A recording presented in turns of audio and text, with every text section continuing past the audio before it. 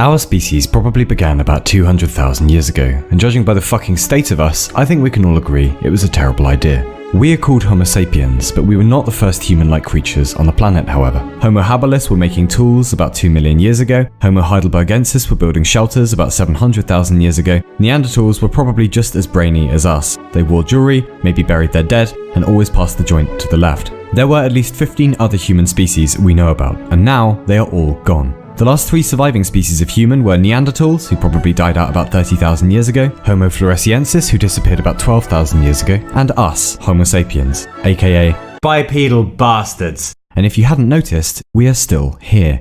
So where be dem other hominids, yo? Neanderthals, for example. Neanderthals were probably stronger than us, a bit taller, with a rather different skull, and a bigger brain. Then why are they gone? You see, old Gary Neanderthal might have been a smarty pants, but we had a secret weapon, which is mouthy word noises. Speech is fine for dissing and cussing, but it lets you do other stuff, like organize. This allows you to, as the evolutionary biologists put it, fuck shit up! Neanderthals were hanging about in Europe doing crochet, cracking open cold ones, until around 45,000 years ago, when us sapiens turned up coming from East Africa. And within 5,000 years of meeting us, they were gone. All of them. Combine that with the fact that we can make big wordy noises, were socially complex, and probably had domesticated doggos at some point for help, and we were a force to be reckoned with. So that was that. We were bumming around for a while as hunter-gatherers, the land was often barren, the climate was often hostile, death lurked everywhere, so Portsmouth, basically.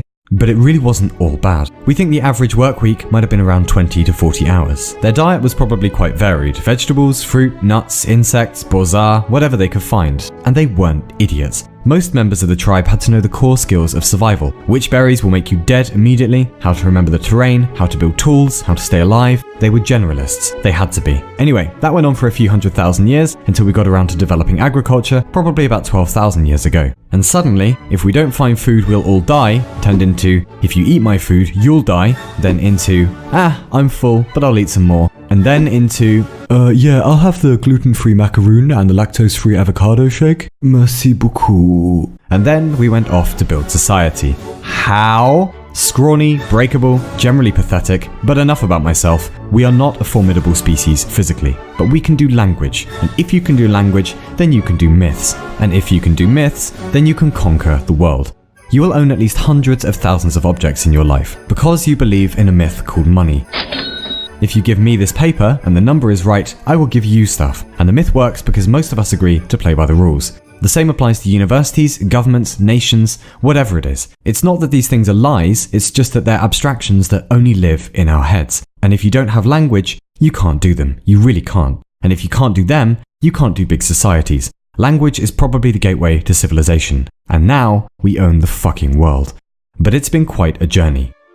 There is some evidence that around 100,000 years ago the human species bottlenecked to somewhere between 3,000 and 10,000 humans in the entire world. By definition, that made us an endangered species, teetering on the edge of extinction. One theory holds that this was thanks to a supervolcano in Lake Toba, Indonesia, possibly bringing in a volcanic winter. And even if that wasn't the cause, disease, strife, famine, ignorance, and hardship weren't occasional visitors to the human condition, they were the human condition for most of our history. But here we are now, a most populated planet. For better or worse, we have arrived. It took 200,000 years to get to our first billion humans, that was in 1804, but then we jumped to 2 billion in 1927, and then 3 billion in 1959, 4 billion in 1974, and finally 7 billion in 2007. And now, we are invincible. We've outsmarted time, we've outsmarted death, we've outsmarted crops and disease and the weather.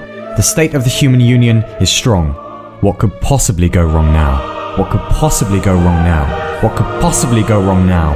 What could possibly go wrong now? What could possibly go wrong now? What could possibly go wrong now? What could possibly go wrong now?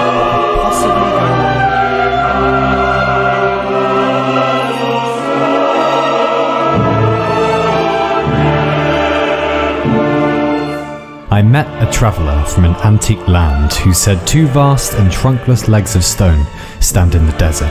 Near them, on the sand, half sunk, a shattered visage lies, whose frown and wrinkled lip and sneer of cold command tell that its sculptor well those passions red, which yet survive, stamped on these lifeless things, the hand that mocked them, and the heart that fed. And on the pedestal these words appear.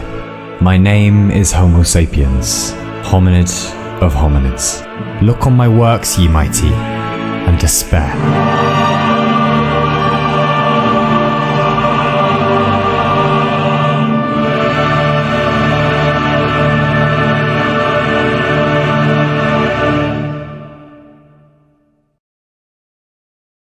Well, then again. In 1977, a probe was launched into space called Voyager 1. 41 years later, Voyager 1 is travelling away from us at about 38,000 miles an hour and is now 13 billion miles distant. And aboard Voyager is a message from Jimmy Carter, the 39th President of the United States. And the message reads, "This is a present from a small, distant world, a token of our sounds, our science, our images, our music, our thoughts, and our feelings. We are attempting to survive our time so we may live into yours. We hope someday, having solved the problems we face, to join a community of galactic civilizations. This record represents our hope and our determination and our goodwill in a vast and awesome universe." And were we able to include just a few more lines in that message to tell our spacey friends a little more about ourselves and our deep history and our ambitions and our ancestors, just maybe we'd say that, wow, P.S. we think shit went down like this.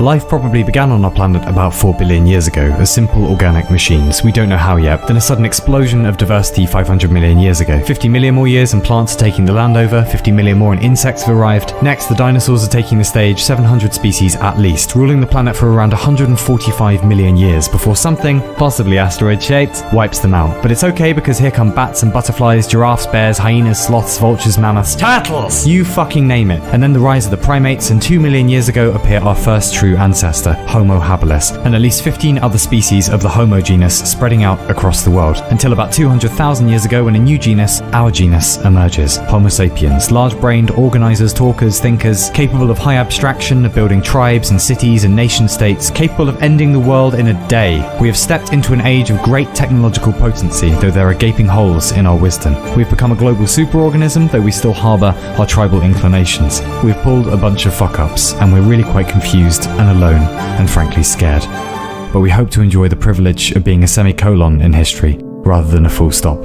So on behalf of the 150 billion who came before us, and our human cousins who didn't make it, we just hope this message finds you well. And we hope, when you find us, thousands of years from now, that we are well too. In any case, please just write back. It's dark out here, and we're the last humans left.